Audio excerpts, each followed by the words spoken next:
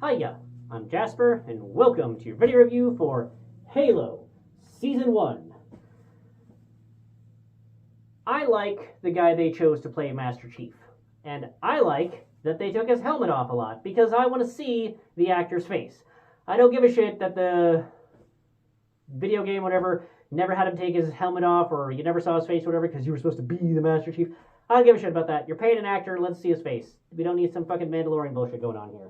So, I liked that. I also really liked Bokeem Woodbine, sorry. I like him as an actor, and I like his voice, and I'm glad that he got more work, because I really liked him in Total Recall, the remake, and a couple of other things, but like, I'm just glad that he's getting more work, because he definitely deserved it. He's awesome. That being said, there's some things that I didn't like about this. For example, Mackie.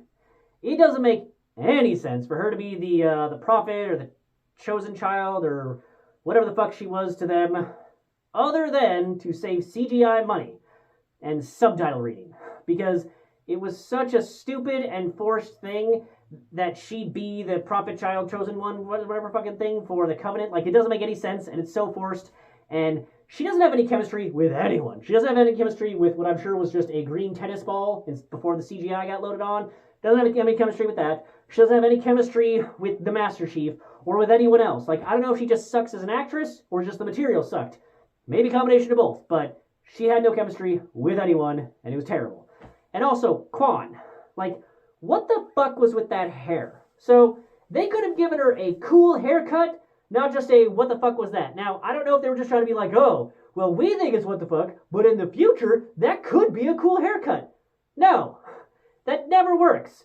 Look at any movie from any decade and you'll be able to be like, oh, that's a 70s haircut, oh, that's a 2000s, that's an 80s haircut. Like, you'll be able to tell. Even if it's set in the future or supposed to be some, like, super punk hybrid, whatever. Like, the hairstyle is the hairstyle. So don't try and, like, future predict with that shit. Just give her a hairstyle that is cool today, not whatever the fuck that was. Because she just looked so fugly with that haircut. And it's so annoying because they do a flashback sequence where she has like a normal human style fucking haircut, and she looks great. Haircut was terrible. Also, I like Bokeem Woodbine. I like him, I do.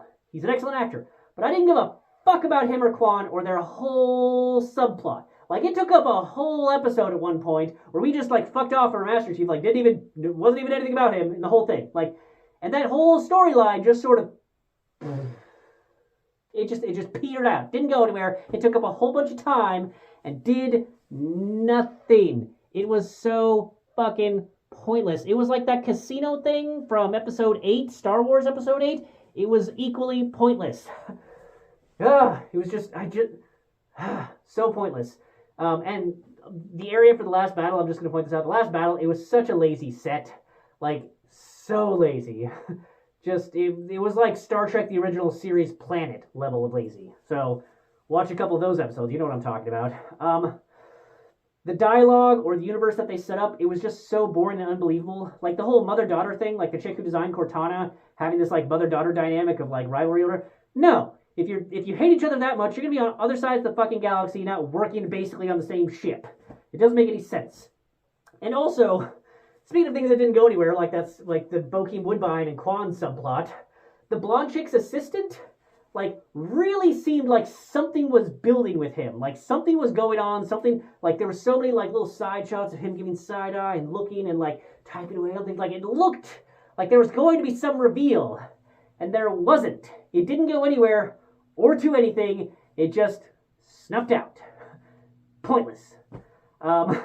There were a few good fights with the Spartans, where they didn't look like CGI, but because we've seen what the actors are capable of in the suits, especially with their helmets off, what they're capable of there versus what they showed for the like fight scenes where they like run as fast as a vehicle that's in motion, or doing super jumps. Like, the CGI itself didn't look too rubbery or too unrealistic. It's just based on what we have seen the actors performing in them.